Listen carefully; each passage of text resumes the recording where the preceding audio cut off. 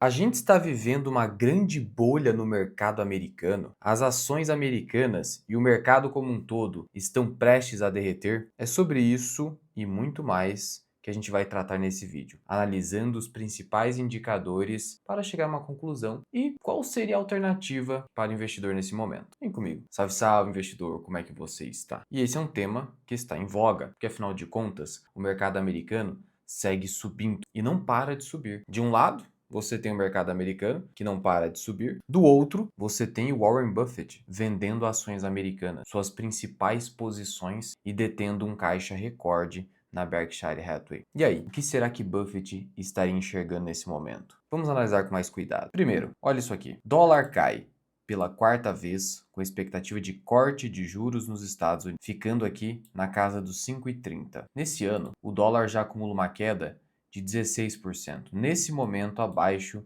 de 5,30. É uma queda muito expressiva. O dólar saiu de 6,30 para 5,30, 16% de queda em menos de um ano. Mas esse é um movimento que não está localizado apenas no Brasil. Já mostrei que pelo indicador DXY, que é como se fosse o índice dólar, está tendo uma queda forte do dólar em relação a várias outras moedas. E aí fica a dúvida: para você, investidor brasileiro, cara, com essa queda do dólar, eu não deveria aproveitar para comprar ações americanas nesse momento? Ainda mais com essa expectativa de corte do juro americano, que agora já há uma probabilidade de 100% de redução do juro americano. O mercado já precificou isso. Tanto precificou que a bolsa americana sobe bastante nesse ano. Até agora, já subiu mais de 12%, quase 13%, apesar de toda a problemática envolvendo as tarifas dos Estados Unidos. Lembrando que no meio disso tudo, o Buffett vem desinvestindo de grandes posições, como Apple, Bank of America, grandes posições que ele carrega há muito tempo.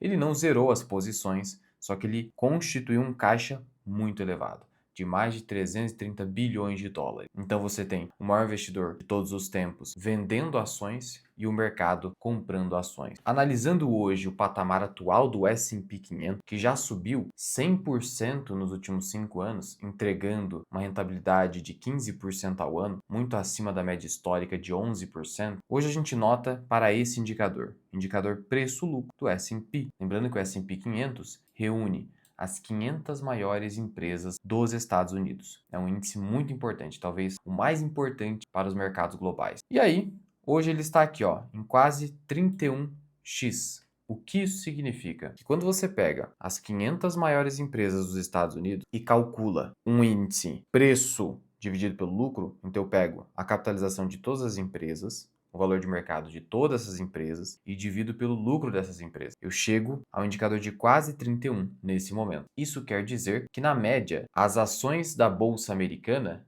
estão negociando acima de 30 vezes lucro. Isso aqui embute uma expectativa de crescimento nas empresas da ordem de 30% ao ano. Imagina só, 30% ao ano. No mínimo, você deveria entender que há um certo otimismo aqui. A suposição de que 500 empresas, na média, irão crescer 30% ao ano. Sendo que, no histórico, a gente tem aí um indicador de 16 vezes. Você poderia aceitar até mesmo 20 vezes. Agora, 30 vezes é de fato complicado. Porque a gente sabe que você, durante determinado período, tem um crescimento acelerado nas empresas. Só que chega um momento que você não consegue mais crescer. E aí, quando isso acontece, se o mercado não ajustou isso no preço, ele derruba os preços de uma só vez. Mas tem outro indicador aqui importante, que é o índice preço-lucro do índice Nasdaq 100. E aqui eu pego apenas empresas de tecnologia não financeiras dos Estados Unidos, da Bolsa de Tecnologia dos Estados Unidos. Aí o foco aqui está nas empresas de tecnologia, que acabam embutindo mais perspectiva de crescimento e, consequentemente, mais otimismo. E hoje, o que está acontecendo?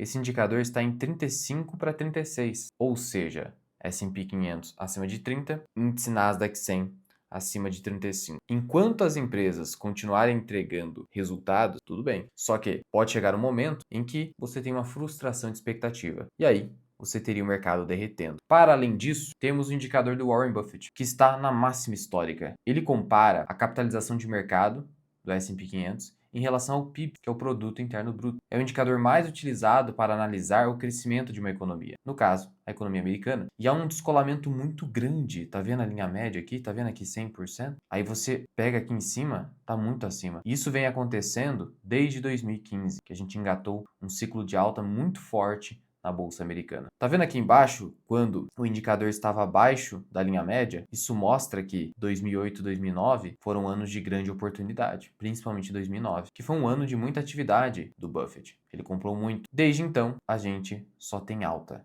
Alta sem fim. No mínimo, você precisa concordar que há otimismo embutido aqui. Por quê? Você tem um indicador apontando mais de 200% do PIB. Imagina só, é um certo descolamento. E aí a gente precisa lembrar, quando esse tipo de situação acabou se apresentando na história, a gente teve grandes correções. 2007, crise imobiliária nos Estados Unidos, mercado derreteu. 2000, crise da bolha.com, e o mercado derreteu. Cabe ressaltar que hoje, em relação à crise da bolha.com, a gente não vive o mesmo cenário, porquanto as empresas de tecnologia hoje entregam resultados sólidos. Já na euforia aqui dos anos 2000, as empresas não entregavam resultados. Eram empresas novas, incipientes, que negociavam a múltiplos de 100, 200, até 1000 vezes lucro, e entregavam resultados pífios. Isso é verdade. Então aqui a bolha era muito mais clara. Só que tá vendo que depois que a gente teve empresas de tecnologia de fato entregando resultados, a alta foi sem fim, no mínimo, de novo, otimismo embutido. E aí, eu destaquei aqui para você o seguinte, a bolha Nifty 50, que aconteceu na década de 70, quando você tinha as 50 maiores empresas dos Estados Unidos negociando com múltiplos acima de 50 vezes lucro. E aí, teve um derretimento do mercado. Será que a gente não está se encaminhando para isso? E nesse caso aqui, eu não estou falando de bolha.com nem da crise imobiliária de 2008. Eu estou falando de um derretimento do mercado de empresas que eram lucrativas, só que estavam tão caras que qualquer tipo de mini crise, qualquer instabilidade ou falta de crescimento já levaria a um derretimento do mercado. Então, eu enxergo particularmente o otimismo de hoje muito mais próximo do que aconteceu com as Nifty 50 do que bolha.com, porque hoje as empresas americanas entregam sólidos resultados e também não tem muita relação com a crise de 2008. Ainda, Howard Marks, talvez o maior especialista em ciclos de mercado da atualidade, ele vem já apontando, será que a gente não está otimista demais? Será que a gente não está otimista demais com as Big Techs, ao passo que as ações da velha economia, as empresas que produzem bens reais, não só publicidade, como Meta, por exemplo, ou softwares, como Microsoft, será que elas não ficaram para trás? E a gente está achando que é crescimento infinito nas Big Techs, sem falar dessa euforia com inteligência artificial, a qual vem exigindo grandes investimentos e até agora os retornos têm sido bastante baixos. Outro detalhe, você sabia que o Bill Gates se tornou o maior proprietário de terras rurais dos Estados Unidos? Está aí, já há algum tempo. Por que ele vem fazendo isso? O magnata da Microsoft, por que ele vem comprando terras rurais, investindo em terras e gado? Será que ele também não entende que há otimismo? Ele tem uma grande aproximação com Warren Buffett. Será que eles não conversam sobre isso? É sempre importante a gente não só ficar analisando o que as pessoas dizem, mas o que elas fazem. Skin the game, como diz Nassim Taleb, não pergunte o que alguém tem a dizer ou o que pensa. Pergunte o que essa pessoa tem no seu portfólio de investimento. E o Bill Gates tem muita terra nesse momento. E aí, quando a gente olha para as principais posições do S&P 500, e aí a gente consegue pegar esse dado aqui analisando o ETF IVV da iShares, que é a divisão de ETFs da BlackRock, a gente vê que temos aí Nvidia, Microsoft, Apple, Amazon, Broadcom, Meta, Alphabet, Tesla, Berkshire. Berkshire não está cara, mas é uma exceção, é a holding do Buffett. Você tem JP Morgan, Lilly, Visa, Netflix, Oracle, ExxonMobil e outras. Se a gente olhar para o QQQ, que aí pega o índice Nasdaq 100, a gente tem Nvidia, Microsoft, Apple, Broadcom, Amazon, Meta, Tesla, Alphabet, Netflix, as maiores empresas de tecnologia dos Estados Unidos. Por que eu estou te trazendo isso? Para você verificar em quais múltiplos de negociação essas empresas estão na Bolsa de Valores. Por quê? Porque hoje você tem um verdadeiro 80-20 aqui, onde as 20 maiores empresas dos Estados Unidos, especialmente as 7 maiores, Mag 7, esses 4% do S&P 500, para resumir, foram responsáveis e continuam sendo pelos maiores retornos do S&P 500. Há diversos estudos mostrando que 4% do S&P 500 vem sendo responsável nos últimos 5 anos por mais de 60% dos retornos totais. Isso significa que, se você excluir as 20 maiores empresas dos Estados Unidos dessa carteira teórica do S&P 500, os retornos do S&P 500 talvez ficassem abaixo da sua média histórica de 11% ao ano, um verdadeiro 80-20. Então o pessoal está concentrando demais essas empresas, comprando demais essas empresas e deixando as da velha economia de lado. Só que tem um detalhe, Quando o mercado cai, leva tudo. Não é como se, essas empresas então, que ainda estão baratas no mercado americano, se a bolha, se é que há uma bolha, estourar, essas empresas não vão cair, elas não vão derreter também?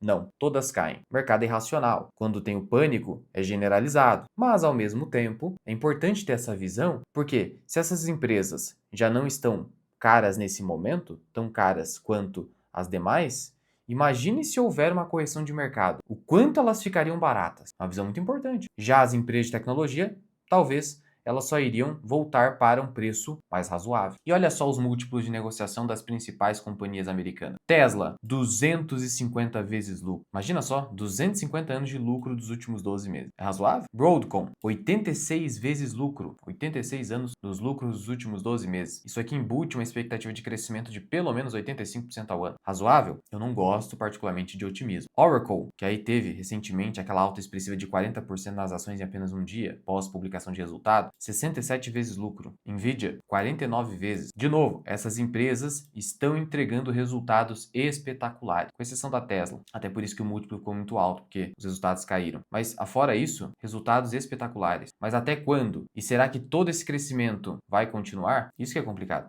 No caso da Nvidia, ela negocia um PVP de 42. Ou seja, ela negocia a mais de 40 vezes o patrimônio líquido, que é o capital dos acionistas. Paz, Netflix, 45 vezes lucro. E sinceramente, por mais que a Netflix continue crescendo, esse crescimento vem sendo de 15% ao ano nos assinantes. E será que ela vai continuar tendo um poder de preços tão elevado com toda essa concorrência? É só um questionamento. Porque aqui, com esse múltiplo, a empresa tem que crescer muito e sem ter preocupações com concorrentes. É como se tivesse aqui o cenário ideal, que a Netflix não fosse ter resultados derrapando com a concorrência da Amazon Prime, HBO, Disney Plus e etc. Problema: Microsoft, resultados espetaculares. E aí o múltiplo já está mais próximo daquela média do S&P que a gente viu ali. E está dentro do múltiplo do QQQ, do índice Nasdaq 100. Aí já fica mais razoável, mas ainda assim é alto. Aí a gente tem a Amazon, 33 vezes lucro, Apple, 32, Meta, abaixo de 30, 25 vezes lucro, aí já dá para aceitar. Mas também se não tem nada barato aqui. E como eu falei, se a gente está vivendo uma bolha, o mercado faz tudo cair. E a gente tem Google, abaixo de 25 vezes lucro, mesmo após essa alta expressiva. E há pouco tempo estava negociando a 20, 21 vezes. Pensando numa Google que cresce a uma taxa de 15 a 20% ao ano, aí o preço estava próximo do justo. Mas agora está um pouquinho, levemente caro. Mas a empresa com um ROI de 30% é capaz sim de entregar um crescimento entre 20 até 30% ao ano. Então o Google ainda está dentro. Mas veja que é uma exceção. As outras, otimismo exagerado. Sendo assim, eu concordo com Buffett e com Howard Marks de que hoje a gente está vivendo um certo otimismo, talvez exagerado, em relação às Big Techs. Só que a gente não vive uma bolha como a bolha dos anos 2000, porque as empresas vêm entregando resultado e crescimento, só que com muito otimismo. Sendo assim, é tudo uma questão hoje de alta precificação e basta qualquer tossezinha no mercado para haver o ajuste, uma correção de mercado. Apesar dessa euforia com queda do juro americano. E aí você, investidor brasileiro, fica assim, eu queria aproveitar agora que a Bolsa Brasileira subiu, queria, dentro do meu asset allocation, dolarizar um pouquinho mais, mas pelo jeito pegar hoje um QQQ, um IVV, IVVB11, não seria uma boa ideia. Sim, não estou falando que é para vender, até porque a gente viu que bolhas assim que necessitam de muito ajuste, a gente teve com as Nifty 50, as 50 vezes lucro. Então ainda pode continuar subindo, porque a gente está ali na casa dos 30, 35. Mas eu já entendo que é temerário continuar comprando. E aí como que você encontra uma alternativa? Sair vendendo? Talvez não seja a melhor opção. A não ser que você já tenha acumulado um lucro muito grande e queira fazer um rebalanceamento. Mas simplesmente parar de comprar? Talvez seja o melhor caminho. Mas e para novas compras? Sendo que eu quero dolarizar e aproveitar esse dólar que caiu quase 16% nesse ano. E também não quero aportar em renda fixa americana porque os juros estão caindo. A Luan TLT, complicado. O juro de curto prazo pode cair, mas o de longo prazo continua inclinando, mostrando que a dívida americana é uma preocupação hoje, das grandes. Sendo assim, particularmente, está bastante difícil. Você tem ainda algumas empresas como o Google que daria para pensar, tem a SML que eu já recomendei para clientes, mas já foi também, já passou meu preço teto, que aí não é uma empresa americana, é holandesa. Dá para buscar outras empresas, mas ficou mais difícil. Eu, particularmente, tenho preferido dolarizar de forma indireta nesse momento, por causa do momento, com empresas brasileiras que iriam se beneficiar da recuperação do dólar. Eu fiz um vídeo específico para membros mostrando que o dólar hoje está num patamar muito amassado. Tem um dado macroeconômico que mostraria que o dólar hoje dificilmente alcançaria ele 5,10, 5,20. Pode acontecer, né?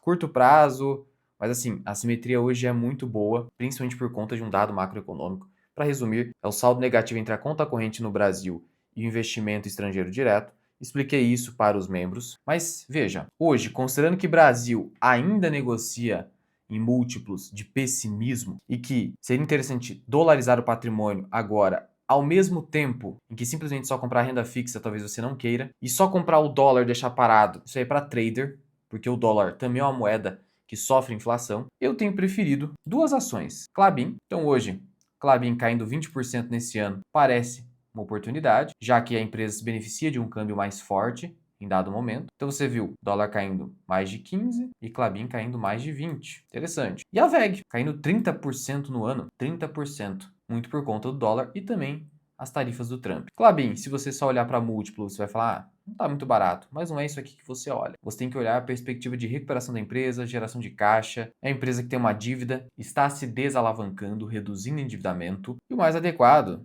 é acompanhar o indicador EV sobre EBIT, que está mais ou menos no mesmo patamar. E VEG, negociando com um dos menores múltiplos preço-lucro da sua história, uma empresa que cresce consistentemente e é, talvez, a melhor empresa da Bolsa de Valores brasileira. Sobre ela, eu falei com detalhes nesse relatório aqui. Sou o CNPI, escrevi esse relatório analisando a VEG, trazendo o meu valor intrínseco para o papel e mostrando até qual preço eu compraria a VEG e vou continuar comprando. E mostro isso para os membros da minha comunidade, a comunidade FMI. Também trouxe relatório de BTG Pactual, será que está caro? Equatorial Energia, quase ninguém fala dessa empresa. Caixa Seguridade, Vivara, Itaú, Multiplan e outras empresas virão, só as melhores empresas da bolsa. Ainda você tem acesso aqui na minha comunidade ao meu treinamento, meu curso completo de Finanças e Investimentos, o Formação Mirar Invest. Você tem ainda análise de carteiras que faço para membros do canal e os vídeos exclusivos para membros, onde eu analiso sugestões de empresas que os membros trazem, que eu não trago publicamente no YouTube. Ainda tem plano de preço teto de ações e fundos imobiliários,